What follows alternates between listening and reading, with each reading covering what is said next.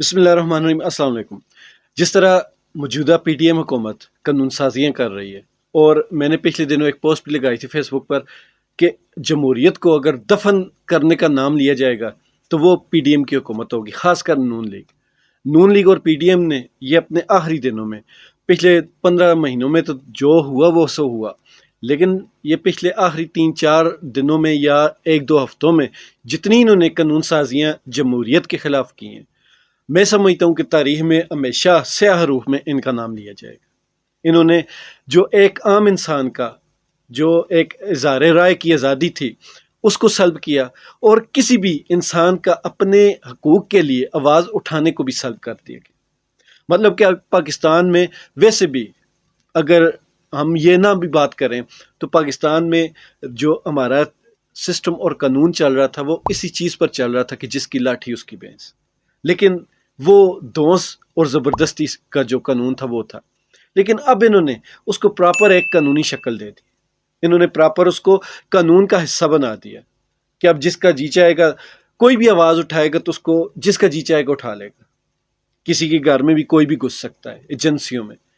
تو یہ اگر تو قانون بن گیا، قانون بننے کے بعد اس پہ عمل کرنا سب کا فرض بن جاتا ہے، لیکن جب تک یہ قانون کا حصہ نہیں تھا، ابھی یہ امپلیمنٹ نہیں ہوا، یہ لاگو نہیں ہوا ابھی، تو تب تک ہم اس کے خلاف آواز اٹھا سکتے ہیں، یہ ہمارا حق ہے۔ لیکن حقوق کی اس ملک میں کیا بات کریں کہ جہاں آپ اپنے حق کے لیے اگر احتجاج کریں تو آپ مجرم بن جاتے ہیں، آپ پہلے ہی مظلوم ہوتے ہیں، اوپر سے مجرم بھی بن جاتے ہیں۔ یہاں پر ایک چیز میں اور کہنا چاہوں گا کہ یہ جتنی بھی قانون سازیاں ہیں، تھوڑے دن کے پہلے کے رجیم چینج سے پہلے یہ ہماری بھی خواہش تھی کہ جب یہ پی ڈی ایم اور نون لیگ والے ہمارے اداروں کے اوپر زبان درازی کرتے تھے، اتنی زبان درازی تو پی ٹی آئی نے کبھی بھی نہیں کی تھی، جو زبان درازی یہ والے پی ڈی ایم والے کرتے رہے ہیں اس کا تو عشر اشیر بھی پی ٹی آئی نے نہیں کیا۔ تو تب ہمیں یہ بہت زیادہ غصہ آتا تھا، اور ہم کہتے تھے کہ پاکستان میں کوئی ایسا آئین اور قانون ہونا چاہیے کہ ایسے لوگوں کی جو ہمارے ملک اور ہمارے اداروں کے خلاف جو زبان استعمال کی جاتی ہے، جو ان کے خلاف عرضہ شائی کی جاتی ہے، اس کی روک تھام کے لیے کوئی ایسا سخت قانون ہونا چاہیے۔ تب کسی نے بھی نہیں سنی، اور تب ہم یہی سمجھتے تھے کہ یہ بہت سارے انسانی حقوق کی جو ایجنسیاں ہیں وہ اس چیز میں رکاوٹ بنتی ہیں۔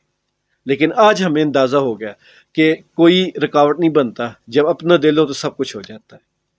تو خیر، کہنے کا مطلب یہ ہے کہ یہ قانون اگر 15 مہینے پہلے یا 2 سال پہلے پاس ہو جاتا تو ہمیں بھی بہت خوشی ہوتی، کیونکہ ہم خود چاہتے تھے کہ اداروں کے خلاف زبان استعمال نہیں کی جائے، لیکن وہ ایک خلوص نیت پر مبنی تھا۔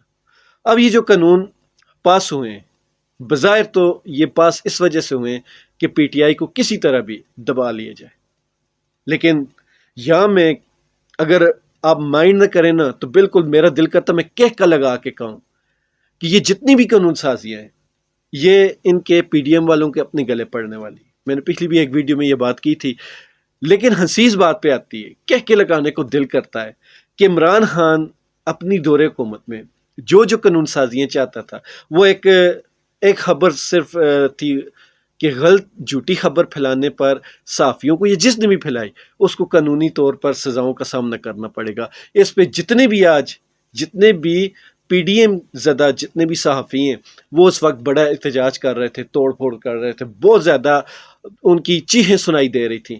آج وہ سارے کے سارے چپ ہیں، اس سے 10 گنا زیادہ خطرناک قانون پاس ہو رہے ہیں۔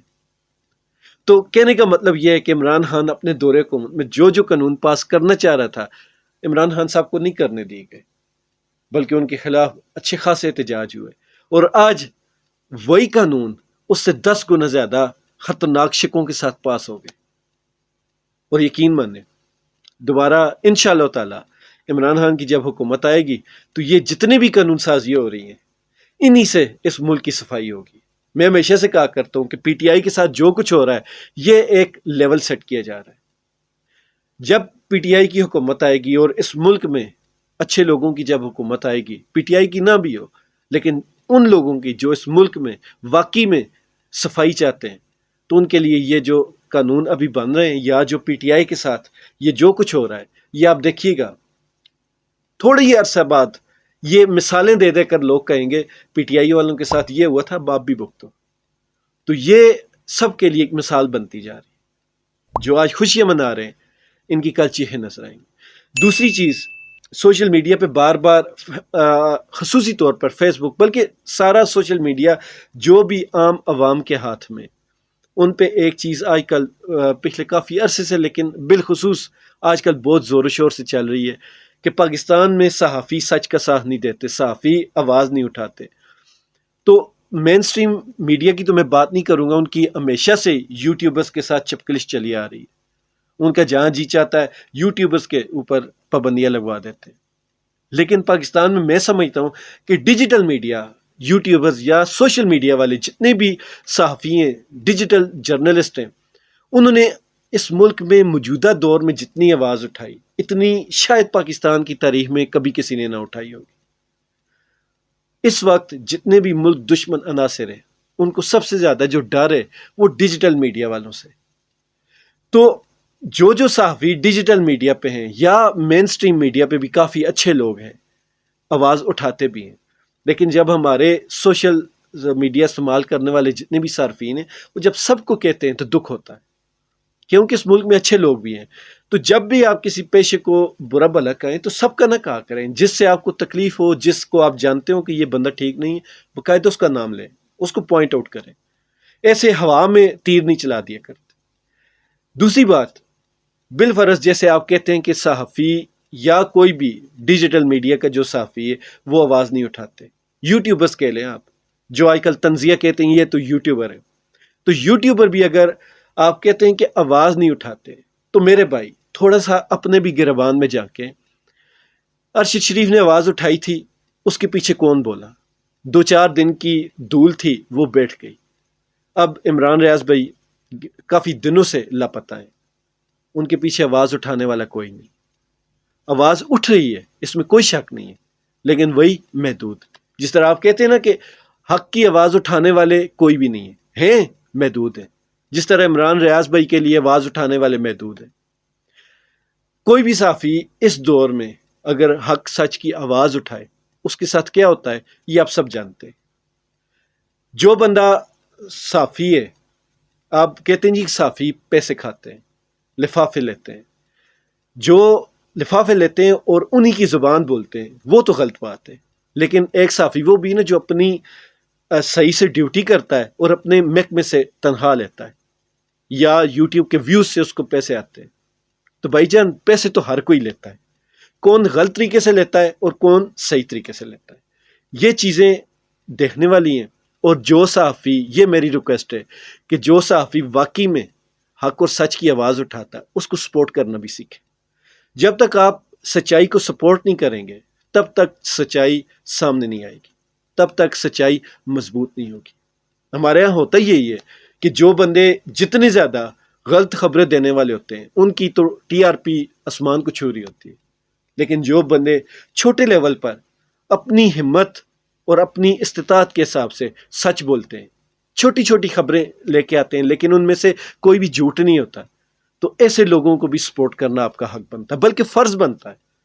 کیونکہ آپ جب ایسے چھوٹے لیول پر لوگوں کی مدد نہیں کریں گے، ان کو اپریشیٹ نہیں کریں گے، ان کو سپورٹ نہیں کریں گے، تو وہ پھر کبھی بھی بڑے لیول پر نہیں پہنچیں گے. اور بڑے لیول پر صرف وہی پہنچتے ہیں جن کے پاس پیسہ ہوتا ہے اور جن کے پاس دل نہیں ہوتا، جن کے پاس غریبوں کے لیے احساسات نہیں ہوتے. وہی لوگ پھر آگے جاتے ہیں، پھر آپ گلے شکوے کرتے ہیں. ہمیشہ جب بھی نیچے سے کوئی بندہ اچھا اوپر آئے گا وہی آواز اٹھائے گا. لیکن ہمارے یہاں ہوتا کیا ہے کہ جو نیچے لیول سے آواز اٹھتی ہے اس کو وہیں دبا دیا جاتا ہے، کچھ دوستوں کی طرف سے، کچھ معاشرے کی طرف سے، اور باقی بہت سارے ایسے لوگ ہیں جن کی طرف سے دبا دیا جاتا ہے. ان چیزوں پہ غور کیجیے گا. خوش رہیں، ایمان والی زندگی پائیں. اللہ تعالی ہم سب کا حامی و ناصر.